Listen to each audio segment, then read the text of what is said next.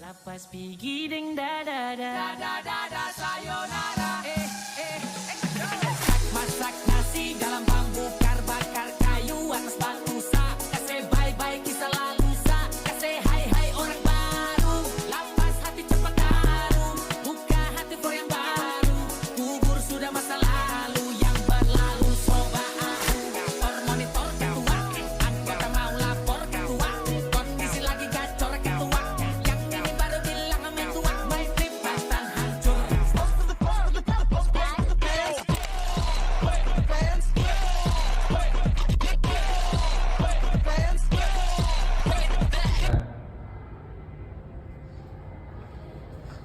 Sebagai mahasiswa teknik mesin, kita sering berhadapan dengan perhitungan mekanika, perancangan mesin, dan analisis gaya. Tapi, ada satu hal penting yang sering kita lewatkan, yaitu peran reaksi kimia dalam setiap proses kerja mesin. Padahal, tanpa pemahaman dasar kimia, banyak fenomena di mesin tidak bisa dijelaskan secara lengkap. Contohnya gampang, mesin tidak hanya bekerja karena komponen logam bergerak. Mesin bekerja karena reaksi kimia yang terjadi di dalamnya, mulai dari perubahan sifat oli, proses oksidasi pada material, sampai reaksi kalor saat pembakaran bahan bakar. Jadi, kimia bukan hanya milik anak IPA murni, tapi juga fondasi penting dalam dunia teknik mesin. Bahkan dalam komponen yang terlihat sederhana seperti oli mesin, coolant, dan grease terjadi reaksi kimia yang menentukan kinerja mekanis seperti degradasi oli akibat panas, kemudian korosi logam akibat oksidasi, atau perubahan viskositas akibat reaksi kimia dengan kontaminan. Semua proses itu menentukan apakah mesin bisa bekerja optimal atau malah cepat rusak. Itulah alasan mengapa kita perlu menghubungkan reaksi kimia dengan teknik mesin, supaya kita tidak hanya tahu cara memperbaiki atau merancang mesin, tetapi juga memahami kenapa suatu material dapat berubah, bagaimana reaksi kimianya terjadi, dan apa dampaknya terhadap performa mesin. Pada video kali ini, kita akan membahasnya dengan sederhana dan juga mudah untuk difahami. Ketika kita melihat mesin bekerja, mungkin yang tampak hanya komponen mekanis seperti piston, crankshaft, dan camshaft. Tapi sebenarnya ada satu elemen tak kasat mata yang menentukan apakah semua komponen itu bisa bergerak dengan mulus, yaitu oli mesin. Oli bekerja sebagai pelumas yang membentuk lapisan tipis di antara permukaan logam untuk mengurangi gesekan, mencegah keausan, dan membawa panas keluar dari bagian-bagian yang bergerak, sekaligus menjaga kebersihan rongga mesin dari kotoran hasil pembakaran. Walaupun terlihat seperti cairan biasa, oli sebenarnya adalah campuran kimia yang sangat kompleks. Komponen utamanya adalah base oil, baik mineral maupun sintetis, yang terdiri dari rantai hidrokarbon.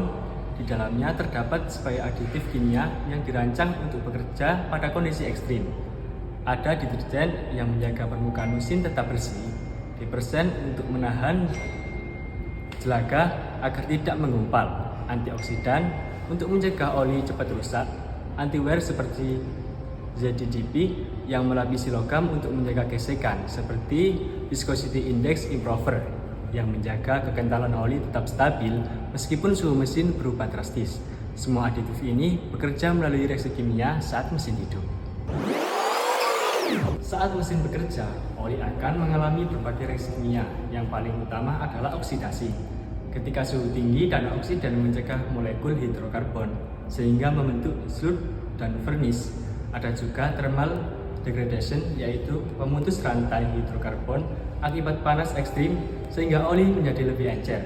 Reaksi lain adalah nitration ketika gas NOx hasil pembakaran berikan dengan molekul oli, pembuatannya lebih asam dan mengubah warnanya menjadi gelap.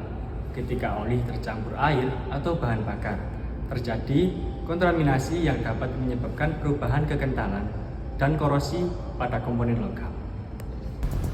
Beginilah cara oli bekerja. Oli dipompa dari oil pan, disaring, lalu dialirkan ke komponen mesin untuk membentuk lapisan pelindung yang mengurangi gesekan, panas, dan keausan. Di celah piston dan silinder, oli membuat film pelindung sambil membantu mendinginkan dan menjaga kebersihan mesin. Definisi coolant. Coolant adalah cairan pendingin yang berfungsi menjaga suhu mesin agar tetap stabil selama bekerja. Tanpa coolant, panas yang dihasilkan dari pembakaran dan gesekan komponen mekanis akan membuat mesin cepat mengalami overheat. Coolant bersirkulasi melalui water jacket di sekitar silinder dan kepala silinder, menyerap panas lalu mengalirkannya ke radiator untuk dilepaskan ke udara. Dengan kata lain, coolant adalah penjaga suhu yang memastikan mesin bekerja pada kondisi optimal. Kandungan kimia dalam coolant. Coolant tidak hanya berisi air biasa. Komponen kimia utamanya adalah etanyl glikol atau propyl glikol. Dua senyawa organik yang mampu menurunkan titik beku dan menaikkan titik-titik air. Selain itu, coolant juga mengandung corrosion inhibitor seperti silikat, fosfat, borat, atau organic acid teknologi untuk melindungi logam seperti aluminium, besi, dan tembaga dari korosi. Beberapa coolant juga memakai anti-foaming agent untuk mencegah pembentukan gelembung udara di jalur pendinginan. Campuran kimia inilah yang membuat coolant jauh lebih stabil daripada air biasa. Reaksi kimia yang terjadi pada coolant. Selama mesin bekerja, coolant mengalami berbagai reaksi kimia. Salah satu yang utama adalah degradasi inhibitor korosi. Ketika panas dan kontaminan membuat inhibitor kehilangan efektivitas, akibatnya logam pada radiator dan blok mesin mulai mengalami korosi, baik korosi galvanik maupun karat biasa. Reaksi lain berasal dari mineral air keras yang dapat membentuk deposit scale seperti kalsium karbonat, sehingga berubah warna dan menurunkan kemampuan transfer panas. Semua proses ini menunjukkan bahwa coolant juga mengalami reaksi kimia yang mempengaruhi performa mesin. Beginilah cara coolant bekerja. Saat mesin menyala, water pump memompa coolant ke water jacket untuk menyerap panas. Ketika suhu naik, termostat membuka aliran menuju radiator. Tempat panas dilepas sebelum coolant beraksi bersirkulasi. Selama proses ini, inhibitor korosi melapisi logam untuk mencegah karat dan kerusakan pada sistem pendinginan. Definisi grease.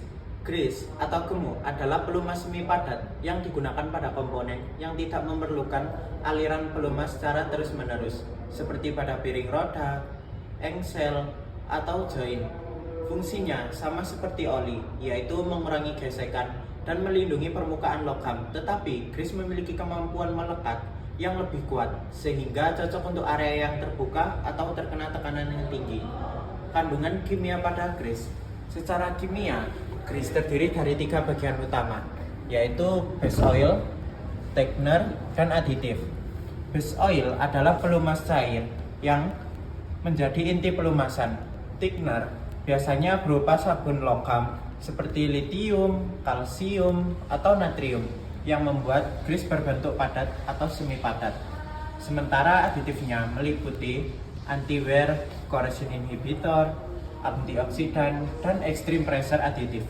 Kombinasi minyak, sabun, dan aditif inilah yang menentukan kemampuan grease menahan beban dan temperatur tinggi. Kemudian reaksi kimia pada grease pada saat mesin bekerja. Grease juga mengalami berbagai reaksi kimia. Reaksi utamanya adalah oksidasi, yaitu ketika base oil bereaksi dengan oksigen dan panas sehingga menurunkan kualitas pelumasan. Thickener juga dapat mengalami hidrolis jika terkena air, terutama pada grease berbasis sabun kalsium atau natrium, sehingga teksturnya rusak dan tidak lagi melekat. Pada suhu yang sangat tinggi, grease dapat mengalami thermal breakdown, yaitu memisahkan base oil dari thickener. Akibatnya, permukaan logam kehilangan lapisan pelindungnya. Grease bekerja dengan cara melepaskan base oil secara perlahan ketika benda bergerak. Thickener bertindak seperti spons yang menyimpan minyak dan melepaskannya hanya saat dibutuhkan.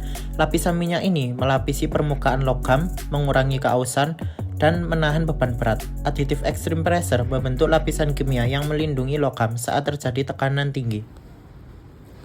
Nah, setelah memahami oli, coolant, dan juga grease secara terpisah, kini kita bisa melihat bahwa ketiganya sebenarnya saling terhubung, walaupun fungsi mekanisnya berbeda, yakni oli mengurangi gesekan internal coolant menjaga suhu, dan grease melindungi bearing, serta komponen luar. Tetapi ketiganya bekerja dalam satu sistem yang sama dan dipengaruhi oleh reaksi kimia yang terjadi di dalam mesin. Pada keterkaitan mekanis, dalam mesin, panas, gesekan, dan tekanan tidak bekerja secara terpisah. Ketika oli rusak karena oksidasi dan tidak lagi melumasi dengan baik, gesekan meningkat dan akibatnya suhu mesin naik. Peningkatan suhu ini kemudian memberi beban tambahan pada coolant, memaksanya bekerja lebih keras untuk menurunkan panas. Sebaliknya, jika coolant kehilangan inhibitor dan tidak dapat mengendalikan suhu dengan efektif, kondisi overheat akan mempercepat degradasi oli maupun grease. Bahkan, grease yang rusak pada bearing dapat menimbulkan panas lokal, meningkatkan beban mesin, dan akhirnya mempengaruhi sistem pelumasan dan pendinginan secara keseluruhan. Karena itulah, oli, coolant, dan grease tidak bisa diperlakukan sebagai komponen yang berdiri sendiri. Ketiganya membentuk jaringan kerja antara mekanika dan kimia yang saling mempengaruhi. Kerusakan pada satu komponen pelumas dapat menimbulkan reaksi berantai pada yang lainnya. Memahami keterkaitan ini memberi kita sudut pandang yang lebih lengkap sebagai mahasiswa teknik mesin bahwa performa mesin bukan hanya soal mekanis, tetapi juga hasil dari keseimbangan reaksi kimia di dalamnya.